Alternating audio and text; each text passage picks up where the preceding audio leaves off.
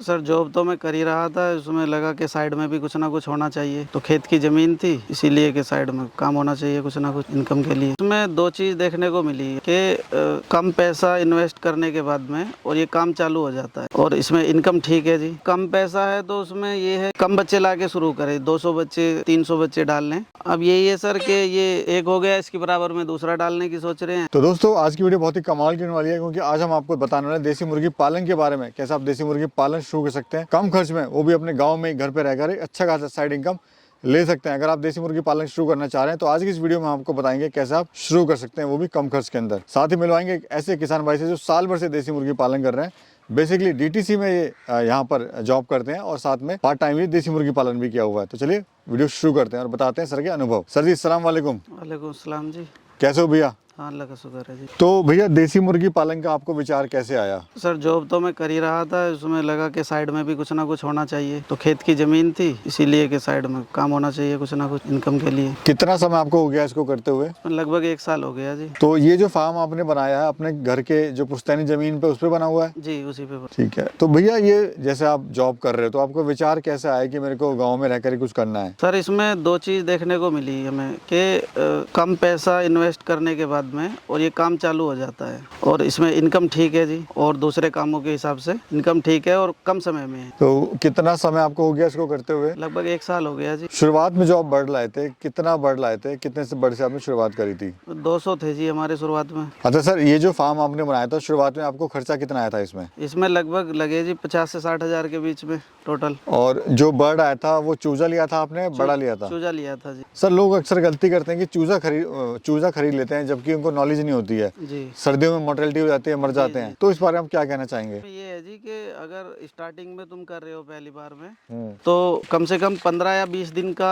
चूजा ले। जी, एक जी। दिन का चूजा में नुकसान होता है, मोर्टेलिटी होती है उसमें ज़्यादा। हम्म। तो 15 से 20 दिन का चूजा ले। ये जो बर्ड है सर आपकी, इसकी खासियत क्या होती है और कौन सा ब्रीड है ये? ये डबल FG है सर। इसमें ये है कि एक तो मोर्टेलिटी कुछ कम है और बर्ड्स के हिसाब से, और दूसरा ये है कि बीमारी जल्दी से है नहीं इसमें कोई, जी। और लगभग 40 से 50 दिन में तैयार हो जाता है, 50 दिन के लगभग। सर अक्सर देखा गया है जो देसी मुर्गा पालन है वो मार्केटिंग के अभाव में और अंडे का सही रेट ना मिलने के कारण बंद हो जाता है। तो आपका क्या अनुभव है सर इस बारे में? नहीं सर, ये अंडे में भी ठीक है और मांस में, दोनों में चलता है। तो डबल FG तो सर कितने दिन में कितने किलो का हो जाता है ये? ये लगभग 50 से 60 दिन में 2 किलो प्लस हो जाता है सर। तो ये जो है मीट के लिए है सर। जी। और अगर अंडे की बात करें तो अंडे के लिए कौन सी नस्ल? अंडे की बात करें तो सर अंडे के लिए सोनाली बेस्ट है। सर एक और सवाल मैं पूछना चाहूँगा आपसे, जैसे हमारे किसान भाई को शुरू करता है तो वो बड़ा कंफ्यूज होता है कि अंडे के लिए काम करें या मीट के लिए काम करें, तो आपकी नज़र में कौन सा काम बेस्ट है? सर हमारी नज़र में तो मीट के लिए बेस्ट है, क्योंकि हमने तो रखा भी डबल FG है और इसमें ये है दोनों ऑप्शन है कि मीट के लिए भी रख सकते हो इसको तुम और अंडे के लिए भी। तो कितने महीने में तैयार हो जाता है सर ये? 50 से 2 महीने के बीच में 2 किलो प्लस हो जाता है सर। अगर सर पर डे की बात करें तो एक बर्ड पे क्या कॉस्ट आ रही है आपकी पर डे?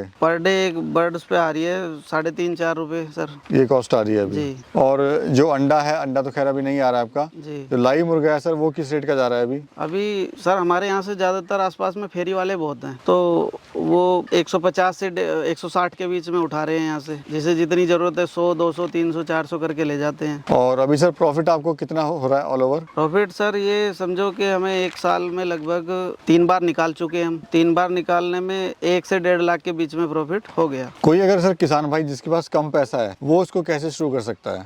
सर कम पैसा है तो उसमें ये है कि कम बच्चे ला के शुरू करें, 200 बच्चे 300 बच्चे डाल लें, जैसा जिसका है कम से कम से शुरू करें। कहने का मतलब ये है, उससे जानकारी भी होगी और थोड़े से थोड़ा प्रॉफिट मिलेगा तो फिर रिस्क भी कम होगा। रिस्क भी कम होगा सर। तो कितना समय आप देना पड़ता है इस फार्म पे आपको? इसमें सर 2 घंटे के लगभग सुबह, 2-3 घंटे, 2-2.5 घंटा शाम को। सर अक्सर देखा गया है जब भी कोई देसी मुर्गी पालन या कुछ तरह का काम शुरू करता है तो कुछ ना कुछ समस्या उसके सामने जरूर आती है। जी। तो आपके सामने इसमें क्या समस्या आई थी? हमारे सामने सर स्टार्टिंग में तो यही था, क्योंकि उसका फीड का समस्या था हमारे सामने कि भाई फीड कहाँ से आए, कैसे आए। तो ये हमने शुरू का जो बेचा उसी में हमें जानकारी हो गई, 1-2 नंबर मिल गए, बस फिर यहीं पे आने लगा हमारा फीड भी और चूजे की भी बात हो गई आगे। तो कभी सर नुकसान हुआ है आपको इस बिजनेस में? अगर हुआ है तो क्यों हुआ है? ऐसा तो हुआ है कि प्रॉफिट ज़्यादा नहीं हो के कम हुआ है, लेकिन ऐसा नहीं हुआ कि लॉस नहीं हुआ। ये कि अगर अलर्ट रहेंगे और सावधानी से काम करेंगे जी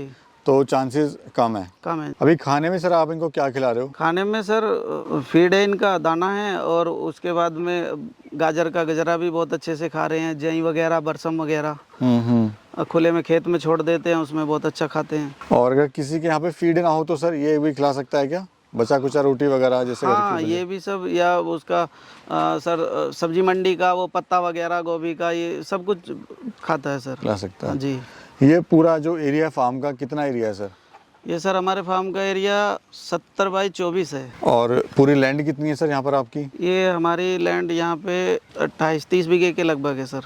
30 बीघे। और बाकी में आप खेती बाड़ी करते हैं? जी जी, बाकी सारी में खेती बाड़ी है। हम देख रहे हैं सर फार्म आपने काफ़ी मजबूत बनाया हुआ है, जी जालियाँ वालियाँ सब यहाँ पे लगाई हुई हैं आपने, जी ताकि चूहे, बिल्ली और नेवले से वगैरह से बच सके। जी। तो ये भी क्या करना ज़रूरी होता है सर? इसके लिए सर ये जाली लगाई थी हमने। हाँ जी। जी और ये हम देख रहे हैं यहाँ पर आपने ये मुंडेर मारी हुई है इसमें मट्टी लगा के। जी जी। इसमें कम खर्च के लिए सर मतलब ये किया हमने कि भाई पहले इसमें ईंटें ना लगानी पड़े। हाँ जी। और ये 1 फुट के आसपास हमने नीचे ज़मीन में दबा दी। अच्छा, ये जाली आपने पूरी 1 फुट नीचे दबाई हुई जी है? जी, 1 फुट दबाई है, ताकि जो नेवला वगैरह है कि या जी कुछ जी, हाँ, नीचे से कुछ भी ना घुस सके। ना घुस सके। जी। ठीक है।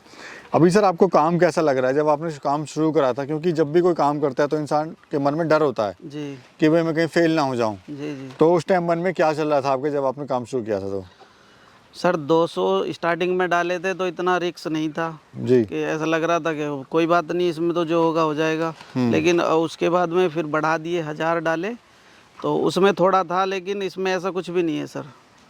बीमारी बिल्कुल भी नहीं है और मॉडिटिंग भी इतनी नहीं है, और अच्छा है, और सारे कामों से बेस्ट है सर। मतलब शुरुआत में तो डर रहता ही है मन में, लेकिन जी अगर आप इसको बिजनेस को पूरी मेहनत और श्रद्धा से करेंगे, लगन से करेंगे, जी। तो उसमें जो आपके चांसेस है फेल होने के वो कम हो वो जाएंगे। कम हो जाएंगे सर। जी। कोई सर अगर शुरुआत करना चाहे अपने बिजनेस की तो कैसे शुरू करे, खासकर जो हमारा गरीब किसान है? सर वो यही है कि कम से कम कि 1 दिन का चूजा ना ले, वो कम से कम 15-20 दिन का चूजा ले स्टार्टिंग में, और 200-300 जैसा हिसाब है वैसा स्टार्टिंग कर ले। कम से स्टार्टिंग करे सर, छोटे से शुरुआत करें, छोटे से शुरुआत करें।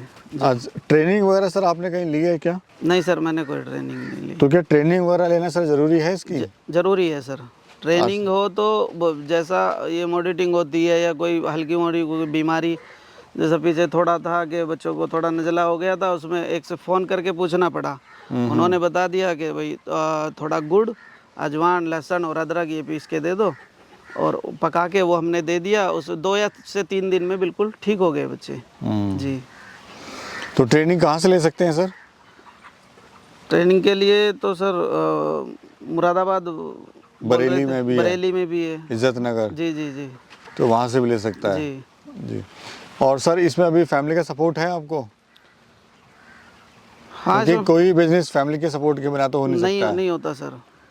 तो अभी सपोर्ट वगैरह सर है फैमिली जी का? जी, फैमिली का सपोर्ट है। चलो, आगे का प्लानिंग क्या है सर? अब आपका फ्यूचर प्लानिंग क्या है?